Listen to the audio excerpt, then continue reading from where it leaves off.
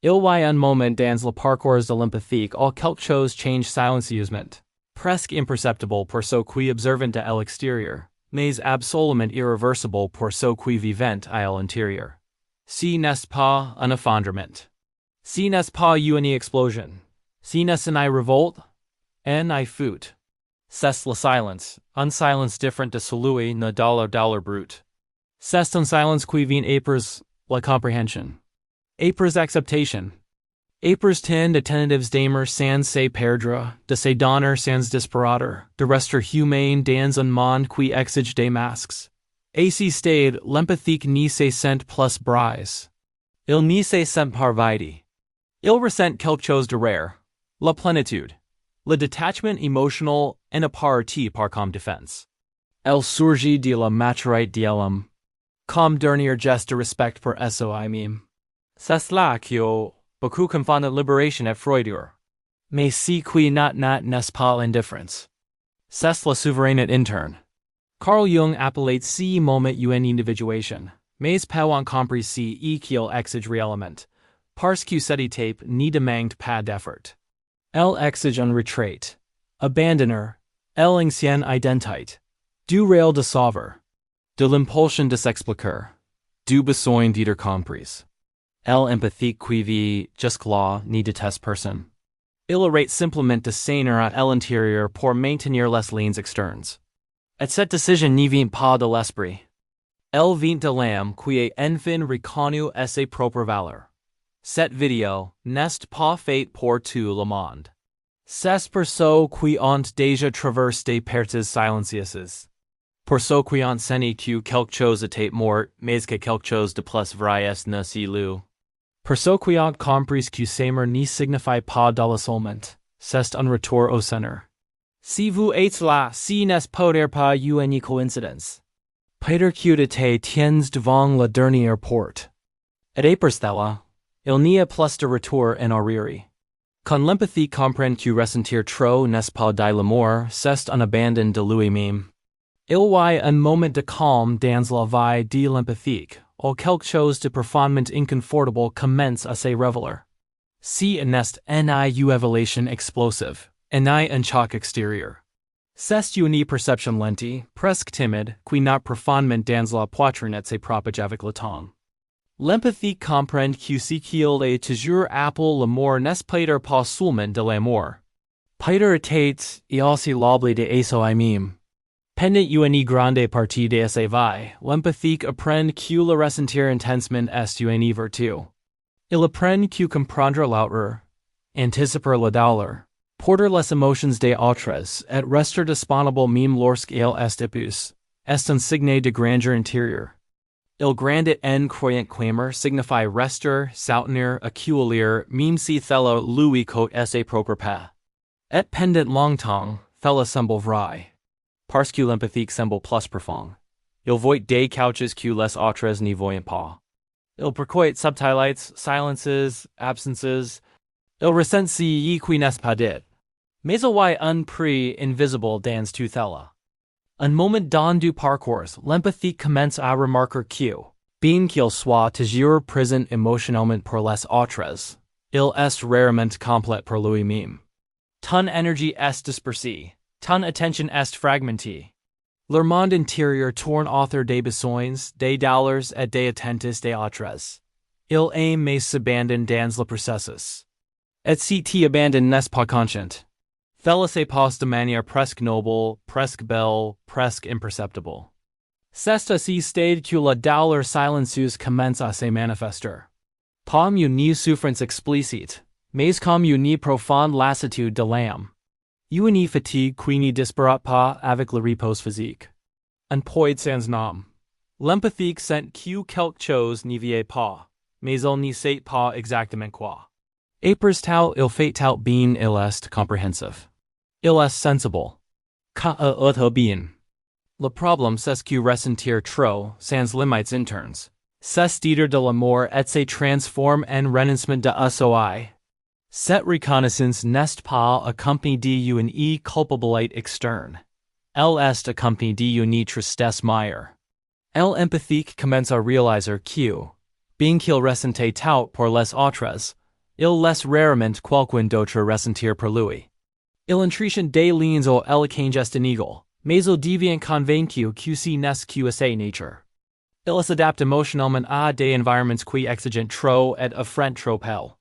Il appelle fait la une connexion, mais son homme commence à ressentir la solitude même si est accompagné. C'est le premier point de rupture dans l'individuation. Si n'est pas une rupture avec les gens. C'est une rupture avec une vieille idée d'amour. L'empathique commence à réaliser que le véritable amour ne doit pas nécessaire sa propre disparition. Cette profondeur ne devrait pas signifier un sacrifice constant. Ce sentiment ne devrait pas faire aussi mal. Cette perception ne le rend pas froid. Au contraire. Cela vous rend honnête avec vous-même pour la première fois. Carl Jung comprenait que l'individuation commence lorsque l'individu cesse de vivre exclusivement selon les attentes extérieures et commence à écouter ses propres voix intérieures. Dans l'empathie, cette voix apparaît comme un murmure. Combien de temps vas-tu t'abandonner pour maintenir des liens? Cette question ne génère pas de révolte. Elle génère le silence. L'empathique ne se sent pas trahi par les autres. Il en est assez de se trahir. Et cette différence est essentielle. Parce que la victimisation n'est pas ici. La responsabilité intérieure n'est. L'empathie commence à voir que personne ne la force à en ressentir autant. Il fait cette fella parce qu'à un certain un niveau. Il croyait qu'il devait être ainsi pour mériter l'amour, l'appartenance et la connexion. Quand cette croyance commence à se fondre, quelque chose meurt. L'identité de l'empathie qui confond intensité émotionnelle et valeur personnelle meurt. L'idée que l'amour, c'est toujours s'abandonner jusqu'à la limite meurt. L'impulsion automatique de s'expliquer, de s'adapter, de se féconder émotionnellement pour ne perdre personne meurt. Ce duel est silencieux. Il n'y a pas d'audio dramatiques. Il n'y a pas de publicités. Il n'y a qu'un changement interne subtle mais irréversible. L'empathie commence à se sentir moins non pas parce qu'il s'est ferme, mais parce qu'il cesse de se maltraiter émotionnellement. Il commence à réaliser qu'il n'a pas à tout porter. Tu n'as pas besoin de tout comprendre. Tu n'a pas besoin d'absorber tout. Et cela apporte un étrange soulagement. Un soulagement accompagné de culpabilité au début, car il ne se permettait jamais de se choisir sans se justifier. Mais cette culpabilité ne dure pas éternellement. Cela laisse place à quelque chose de plus solide, le respect de soi. Et si stade, l'empathique ressent encore. Il le fait toujours. Mais elle n'est plus perte. Il commence à reconnaître ses limites intérieures, même si ne sait pas comment les nommer. Il s'éloigne de certaines dynamiques non pas par colère, mais par lucidité. Il comprend que trop ressentir, quand il n'y a pas de réciprocité réelle, n'est pas de la spiritualité. C'est l'usure de l'âme. Cette compréhension ne transforme pas l'empathique en quelqu'un de dur. Cela vous transforme en quelqu'un d'entier. Et c'est la base de tout ce qui suit. Car si n'est que lorsque l'empathique comprend que l'amour ne nécessite pas de renoncement de soi qu'il peut passer à l'étape suivante de l'individuation. Une étape où il commencera à voir que tout le monde ne peut pas suivre assez profondeur, et que ce n'est pas une tragédie, mais une vraie libératrice. La douleur invisible de reconnaître que tout le monde ne peut pas suivre la profondeur de son âme. Et parce que l'empathie comprend que ressentir trop n'est pas de l'amour, mais un abandon de soi. Quelque chose d'encore plus délicat commence à émerger. Univers qui ne vient pas comme un soulagement immédiat, mais comme une serre silencieuse dans la poitrine. Il commence à réaliser que sa profondeur n'est pas commune. Et avec cela, il voit une conclusion difficile à accepter. Tout le monde ne peut pas la suivre. Cette perception n'est pas de la fierté. Elle n'est d'une observation silencieuse. L'empathique examine son passé, et remarque un schéma récurrent. C'était toujours lui qui le ressentait le plus. Qui élevait remarque avant. Qui comprenait ce qui n'avait pas encore été. Qui restait alors que l'autre était déjà parti émotionnellement. Il commence à remarquer que, dans de nombreux liens, Essa présence était trop profonde pour l'autre, trop intense, trop sensible. Et pendant longtemps, il a essayé de réduire cette profondeur pour la faire correspondre. C'est l'une des plus grandes souffrances de l'empathique. Diminuer ses propres pour ne pas perdre la connexion. Il apprend à s'adapter émotionnellement. Il apprend à parler moins qu'il ne le ressent. Apprend à ne pas aller trop loin. Il apprend à adoucir ses perceptions pour ne pas paraître trop. Tout cela, au nom de l'harmonie, de la permanence, de l'idée, c'est s'ajuster. Mais à l'intérieur, quelque chose commence à se contracter. Parce que l'âme de l'empathique n'est pas faite pour la surface. Concept prise de conscience s'installe que fait mal.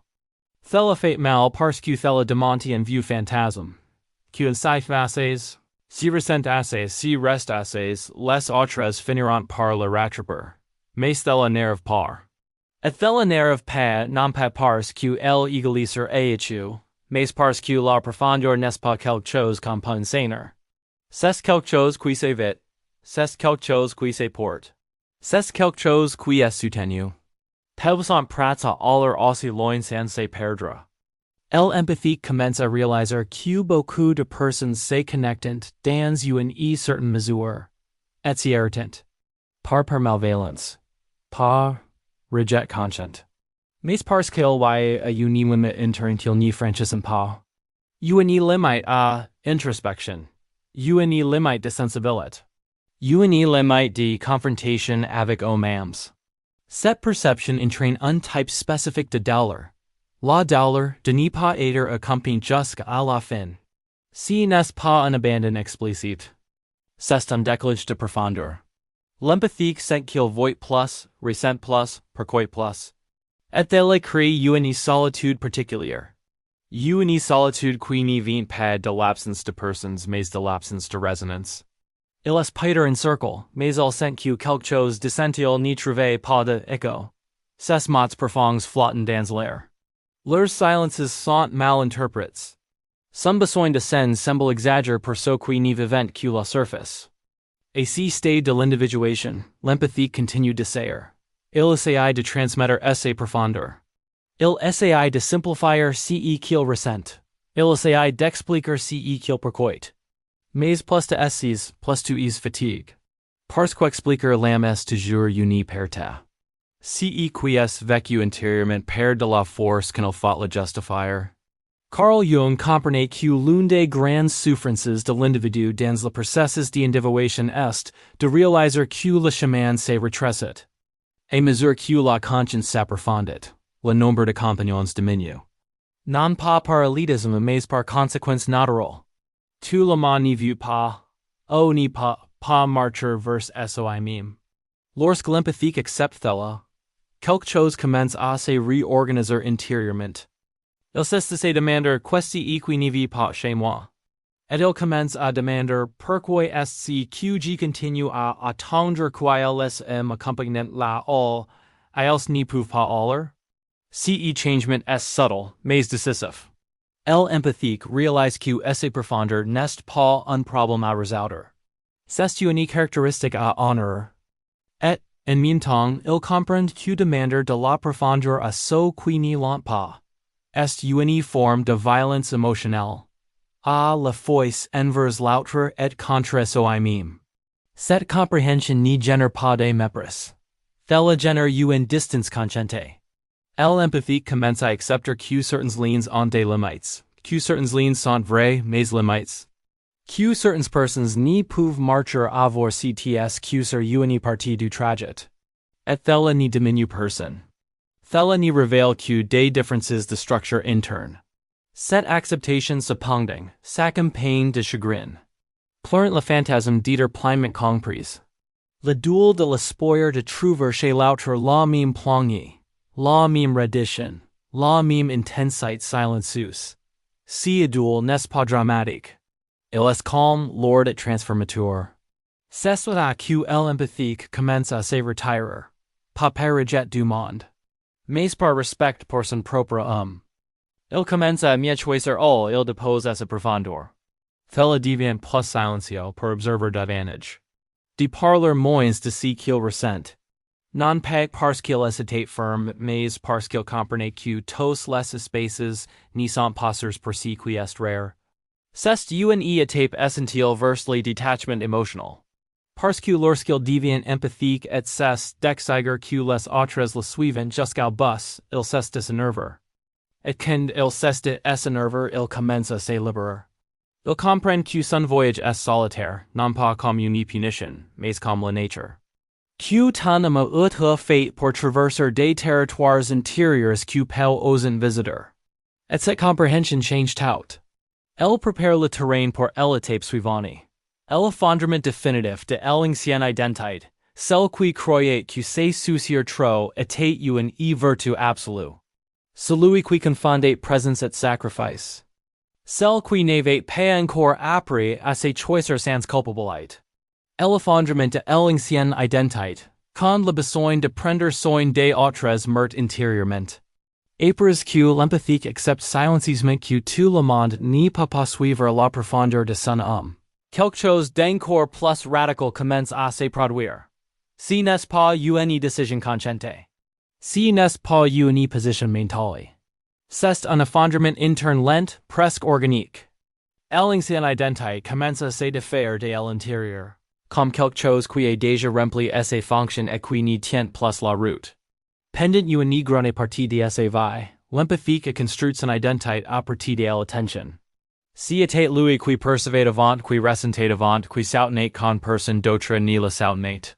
Aider n'était pas que simple gestes, c'était qui il était. Prendre soin des autres donnait un sens à son existence. Cela rendait ses douleurs supportable. Cela rendait ses sensibilités nécessaires. Mais il arrive un moment où cette identité commence à peser lourdement. Non pas parce que se soucier est mal, mais parce que prendre soin sans réciprocité détruit lentement l'homme. L'empathie commence à réaliser que son impulsion à subvenir aux besoins des autres, non seulement de l'amour, mais aussi d'une vieille peur. La peur de ne pas être choisi si elle n'est pas indispensable. La peur de ne pas avoir de place si ce n'est pas émotionnellement utile. La peur d'être abandonné si de cesses de tout offrir. Cette reconnaissance ne vient pas avec la colère. Elle vient avec de l'épuisement. L'empathique sent que quelque chose en lui n'y arrive plus. Il envoie a plus d'énergie pour porter une douleur qui n'y t'appartient pas. Il n'y a plus aucune impulsion à économiser, expliquer, justifier, repérer. Il n'y a plus la force de rester là où ta présence est acceptée, mais ton essence n'est jamais vraiment embrassée. C'est l'effondrement de l'ancienne identité. L'identité de l'empathie qui croyait que l'amour était la suffisance. Cette présence était un sacrifice. Quelle résistance au lien. Quand cette identité commence à s'effondrer, un étrange vide s'écrit. Parce que, si n'est plus celui qui prend soin de tout le monde qui est still. Si ne s'achète pas émotionnellement les autres, quelle est sa place? Si c'est de s'y offrir, que reste-t-il? Si vide est de bord affront. L'empathique ressent une sorte de culpabilité mute. Un sentiment d'échec dans quelque chose d'invisible. Il a l'impression de devenir moins disponible, moins compréhensif, moins accessible. Et pendant un instant, il se demande si ne devient pas froid, distant ou distant, mais si n'est pas si qui se passe. Si qui est mourant si n'est pas la sensibilité. C'est la compulsion de se sacrifier. Carl Jung comprenait qu'aucun processus d'individuation n'a lieu sans une mort symbolique. Quelque chose doit mourir pour que quelque chose de plus vrai puisse naître. Chez l'empathique, si qui meurt, est l'identité construite à partir de la douleur non reconnue. L'identité qui a appris à exister est nécessaire aux autres, mais invisible à elle-même. Si effondrement n'est pas annonce. Cela se passe dans les détails. L'empathie commence à répondre de moins en moins. Elle commence à s'expliquer de moins en moins. Il commence à être absent des dynamiques qui drainent son énergie. Il commence à réaliser qu'il n'y ressent plus la même impulsion de courir pour sauver. Et, pour la première fois, il n'y s'en vit pas. Il voit une étrange neutralité émotionnelle à ce stade. Ce n'est pas de la joie. Ce n'est pas de la tristesse. C'est comme si quelque chose s'était doucement adient. un ancien mécanisme qui a fonctionné longtemps mais qui n'est plus nécessaire. L'empathique réalise que il passe des années à confondre soin et identité. Il ne savait pas qu'il était sans être impliqué émotionnellement sans être disponible, sans être attentif à tout et à tout le monde. Maintenant, alors qu'il est éloigné de si irréel, il se sent nu, pagus à aucune fonction définie. C'est l'un des moments les plus délicats du parcours. Parce que l'empathique ne devient pas immédiatement entire. D'abord, elle devient vide. Un vide fertile, mais toujours incompris. Un espa si intérieur où les anciennes certitudes n'existent plus, mais où de nouvelles ne se sont pas encore formées. C'est là que beaucoup essayent de faire demi-tour. Ils essayent de reprendre l'ancien réel. Ils essayent de s'impliquer à nouveau. Ils essayent de s'en occuper à nouveau, juste pour ne pas ressentir le vide. Mais ceux qui sont vraiment sur le chemin de l'individuation ne peuvent plus faire semblant. Quelque chose en os déjà mort. Et il n'y a aucun moyen de ressusciter une identité qu'elle a déjà abandonnée. L'empathique commence à réaliser que prendre soin des autres était, en partie, une façon d'éviter de se regarder. Pendant qu'il était occupé à soutenir le monde émotionnel des autres, il n'avait pas à affronter ses propres douleurs, ses propres limites et ses propres solitudes existentielles. Maintenant, sans si réel, il est obligé de rester avec toi, et tel a changé tout. Il commence à ressentir une présence différente. Une présence plus discrète, plus centre, moins réactif. Il observe plus qu'il m'intervient. Il écoute plus qu'il n'y répond. Il le sent mais il n'y se mêle plus. Cette transformation n'est pas visible aux autres. Au contraire, beaucoup de gens remarquent simplement qu'il a change, que c'est différent. Ce qui n'est plus la même chose qu'avant, mais ils ne peuvent pas nommer exactement quoi. Et l'empathique n'explique pas. Parce que ce changement ne demande pas d'explication, elle demande l'acceptation. Ce effondrement de l'ancienne identité prépare le terrain pour quelque chose d'encore plus profond. L'intégration de l'ombre.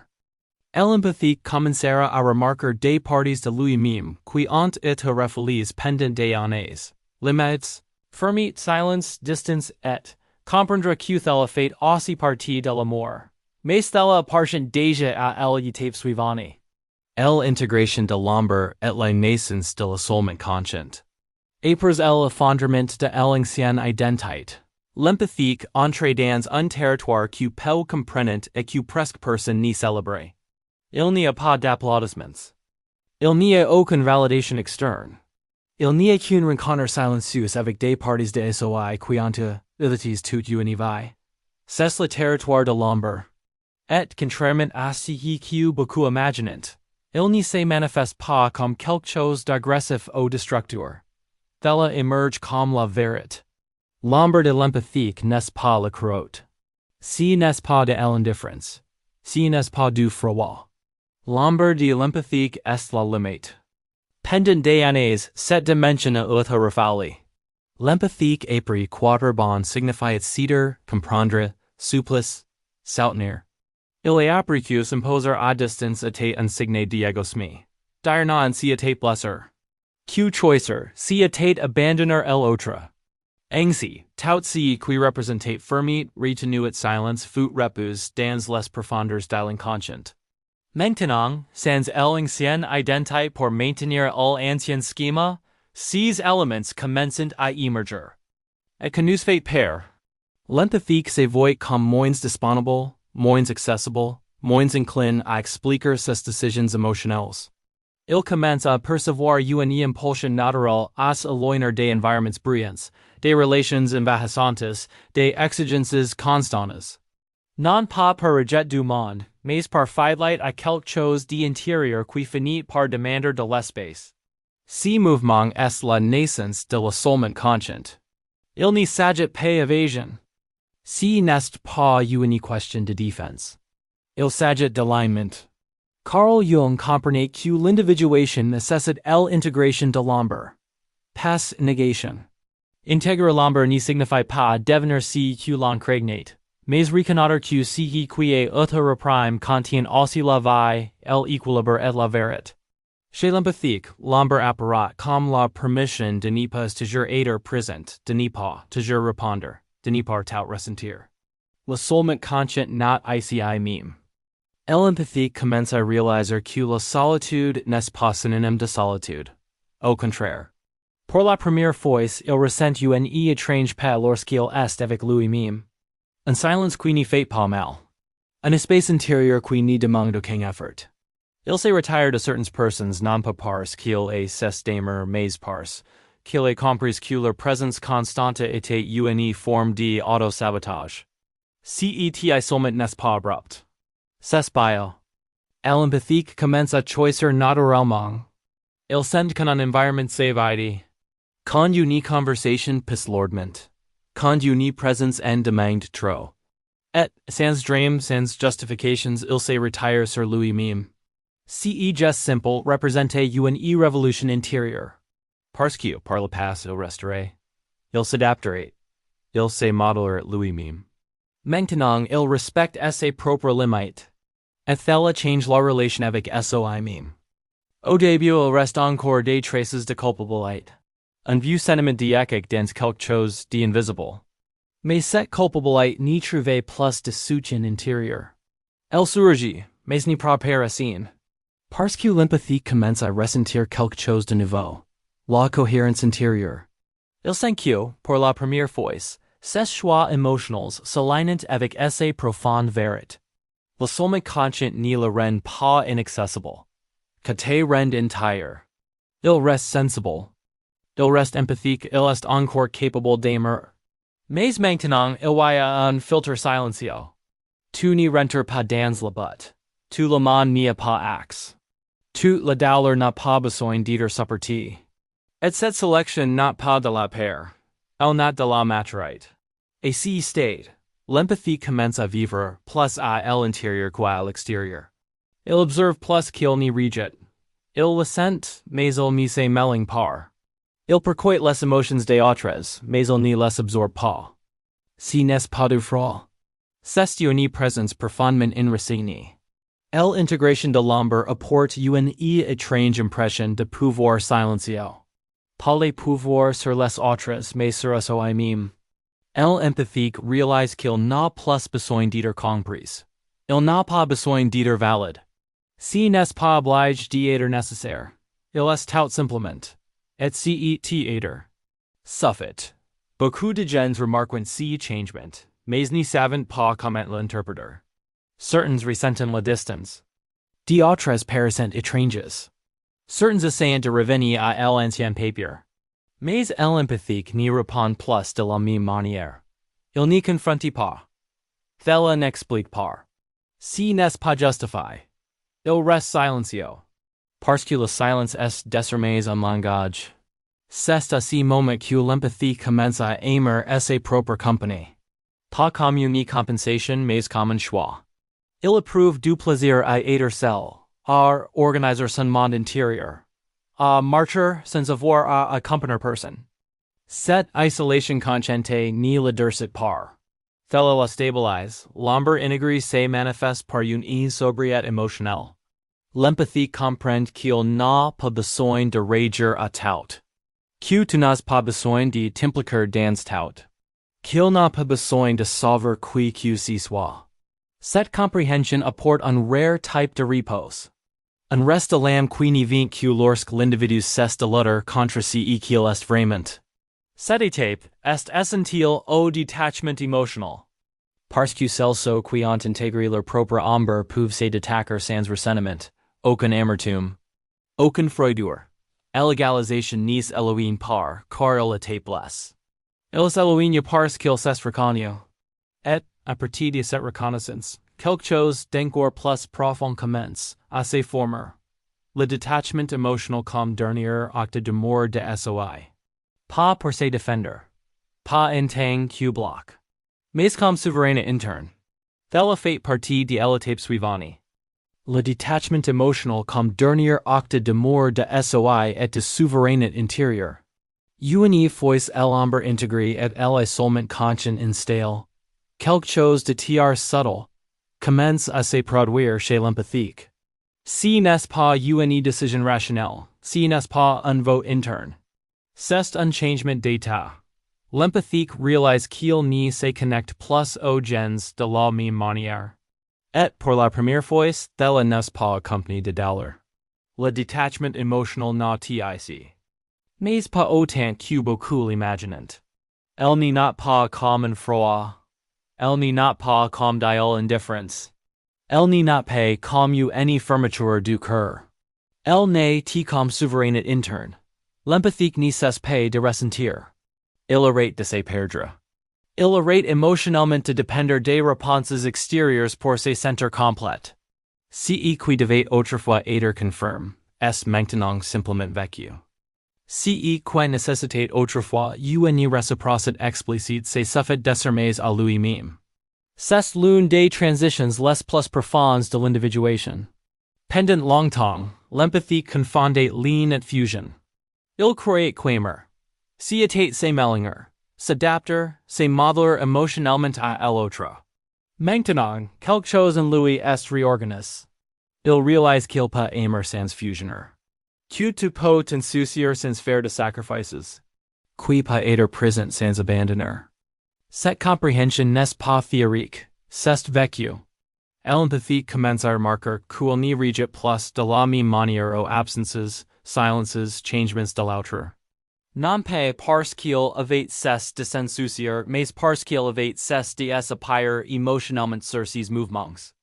Il n'a plus besoin que l'autre reste pour se sentir en sécurité. Vous n'avez plus besoin d'être choisi pour vous sentir digne.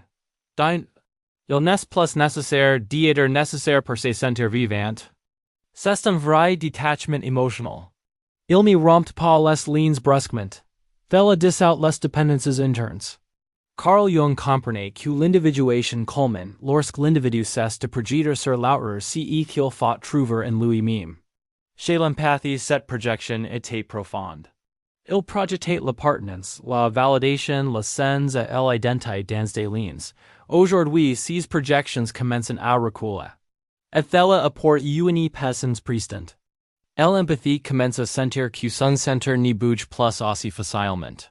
Il aime quelqu'un intensement, mais si cette personne est éloignée, quelque chose en lui reste stable. Il n'y a pas de désespoir. Il n'y a pas d'effondrement. Il y a peut-être de la tristesse. Mais une tristesse pure, sans désespoir, sans abnégation. Ce changement est si silencieux que beaucoup ne le remarquent pas immédiatement. Mais intérieurement, l'empathique sait quelque chose d'irréversible se produit. Il ne négocie plus assez pour maintenir ses lignes. Il ne force plus la présence là où il y a de la distance. Il n'insiste plus pour être compris. Et cela ne fait pas de l'isolant. Cela le rend libre. Le détachement émotionnel est le moment où l'empathie commence à s'aimer lui-même sans intermédiaires. Il n'a plus besoin que l'autre confirme ses valeurs. Il n'a plus besoin de prouver ses sensibilités. Il n'a plus besoin de montrer de la profondeur. Il invite simplement. Cette skein apporte une dignité tranquille. L'empathique commence à parcourir le monde avec moins d'éteintes émotionnelles. Non pas parce qu'il atteint moins de la vie, mais parce qu'il atteint plus de lui-même. Il ne se laisse pas à des promesses creuses. Il ne s'accroche pas aux potentiels. Il ne projette pas d'avenirs émotionnels pour justifier des présents vides. Il apprend à l'être. Et être pour l'empathie est toujours le plus grand défi. Avant, destiné à absorber, ressentir, porter, soutenir. Maintenant, être signifie habiter son propre corps, son propre silence, l'empathique devient entière en lui-même. Il n'a plus besoin de fuir dans l'autre pour se sentir vivant. Ce détachement ne crée pas de distance Freud. Cela crée un espace réel. Les relations qui subsistent aujourd'hui sont plus légères, plus honnêtes, plus authentiques. Il n'y a pas de charge invisible. Il n'y a pas de silencieux. Il n'y a pas de contrats émotionnels implicites. Il y a de la présence quand il y a de la présence. Et l'absence quand il y a une absence, tout est sans drame. C'est l'amour qui not éprouve l'individuation. Un amour qui ne demande pas de garanties.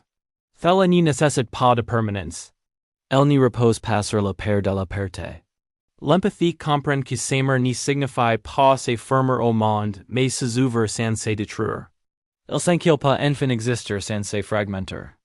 On peut aimer sans s'aimer. Pas se connecter sans disparaître. Cette étape marque la fin de la recherche. Par la recherche de sens, mais la quote de complétude dans l'autre. L'empathique n'y cherche plus à l'extérieur de si qui n'y pénètre qu'en lui. Fella devient votre propre fondation émotionnelle. Ton propre terrain. Ton propre centre. Et quand cela arrive, quelque chose de curieux surgit. Le monde n'a plus le même pouvoir sur lui. Non pas parce qu'elle ait perdu de l'importance, mais parce qu'elle n'est plus lax. C'est l'acte ultime d'amour de soi. Un amour qui n'y hurle pas. Elle n'est pas mentrie. Si n'est pas justifié, il se contente de supporter. Et, soutenu par cet amour silencieux, l'empathique se prépare à la dernière étape de l'individuation. Une étape où il n'y a pas de retour en arrière, car il n'y a pas besoin de revenir en arrière. Là où la nouvel identité est déjà formée.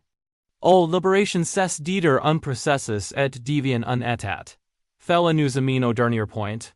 La dernière étape de l'individuation, l'empathique qui n'y revient pas, parce qu'il est enfin devenu entier. Il y a un moment dans le parcours de l'empathique où il n'y a plus de conflit intérieur à propos du retour à ce qu'on était. Non pas parce que le passé est rejette, mais parce qu'il simplement produit un sens. L'ancienne identité n'y m'appelle plus. L'ancien réel me séduit plus. L'empathique se retourne et reconnaît qui s'y était. Mais il n'y se reconnaît plus là. C'est la dernière étape de l'individuation. Cela n'y vient pas avec de l'euphorie. Cela n'y vient pas avec un sentiment de victoire. Cela vient avec le calme. L'empathique réalise que quelque chose se stabilise en lui. Une base interne qui n'y dépend plus des mouvements externes. Il n'y ressent plus d'urgence émotionnelle. Il n'y ressent plus le besoin de s'expliquer, de se justifier, d'être compris. Il n'y vit plus dans la réaction. Il vit en présence. Cette présence n'est plus aussi intense qu'avant. C'est profond. Avant, l'empathique ressemblait à des vagues. Maintenant, on dirait à l'ocean. Les émotions existent toujours, mais elles n'y l'entraînent pas avec lui. Il peut vivre l'amour, la perte, le désir, la connexion, sans perdre le centre. Il n'y a plus de fragmentation. Il n'y a plus de dispersion. Il y a un axe interne ferme, silencieux et constant. Carl Jung a décrit l'individuation comme le processus par lequel l'individu devient ce qu'il est réellement. Si n'est pas ce que le monde attend. Pas ce qui était nécessaire pour survivre. Mais que reste-t-il quand tous les masques tombent? Chez l'empathique, cette dernière étape représentait la naissance d'une identité qui n'est plus fondée sur la douleur. La douleur est un réel. Elle enseigne, elle la façonne, elle la raffine. Elle la raffine. La douleur est un réel. Elles enseignent, elle la raffine. Désormais, elle n'y gouverne plus. L'empathique n'y devient pas insensible. Il devient libre du besoin de souffrir pour exister. Il comprend que sa sensibilité n'a plus besoin d'être prouvée par le sacrifice. Il n'a plus besoin d'être blessé pour sentir qu'il est vivant. Tant me trouve un état de repos actif, il y a conscience sans usure. Ce dernier ligne n'est pas visible pour tout le monde. Il n'y se fait pas remarquer. Il n'y prend pas position. Elle n'y se différencie pas extérieurement. Mais ce qui le ressentent, comprennent. Il y a quelque chose chez lui qui n'y répond pas aux mêmes provocations. Quelque chose qui n'y rentre pas dans les mêmes jeux. Quelque chose qui n'y soit pas aux mêmes attentes. Il évolue dans le monde avec légèreté, mais aussi avec assurance. Il n'a pas besoin de dominer, tu n'as pas besoin de convaincre, tu n'as pas résister. Il se contente de suivre. Cette dernière étape est marquée par un choix silencieux. Ni par revenir. Ni par reprendre le réel de sauveur. Ni revenez pas à la fusion émotionnelle. Ni retourne pas en abnégation de soi déguisé en amour. L'empathique comprend que revenir serait se trahir lui-même. Et cet trace en n'est plus possible. Parce que maintenant il se voit clairement. Et ce qui se voyant ni peuvent plus s'abandonner. Il y a une solitude particulière dans cette phase, mais cela n'y fait pas de mal. C'est une solitude habitée. Une solitude accompagnée de soi-même. L'empathique est l'impression de marcher seul, mais de ne plus jamais être vide. Jamais perdu à nouveau. Plus jamais fragment. Il trouve du plaisir dans le silence. Ressenti dans le simplicite. La force en l'absence de conflit. Ce empathique ne cherche plus la validation spirituelle. Il ne cherche pas à obtenir de titres internes. Il ne cherche pas à reconnaître sa propre transformation. Il invite. Et c'est suffisant. L'individuation ici n'est pas un processus continu. Système et consolide. L'empathique devient complète non pas parce qu'il élimine ses parties sensibles, mais parce qu'il les intègre sans se soumettre à elles. Il le sent, mais il ne se perd pas. Il aime, mais ne se dissole pas. Il se connecte, mais il ne se rend pas au-delà de ce qui est vrai. Cet intégré change tout. Le monde n'est plus une menace. Les relations ne sont plus la preuve. L'amour n'est plus un risque. L'empathique ne se ferme pas à la vie. Elle s'ouvre sans se blesser. Il vit avec cœur ouvert et les pieds bien ancrés dans son propre centre. Il ne craint plus la perte, car il n'est plus perdu. Et c'est le signe le plus clair que l'individuation est achievée. Il n'y a pas de retour car il n'y a plus de pénurie. Il n'y a plus d'attachement car il n'y a plus de vide. Il n'y a plus de peur car il n'y a plus d'abandon intérieur. La cravate est arrivée. Pas vers un endroit extérieur. Mais lui-même. Et ce qui revient à eux-mêmes n'a plus besoin de fuir, goûter, soutenir ou disparaître. Il existe tout simplement. En paix. En silence. Entier.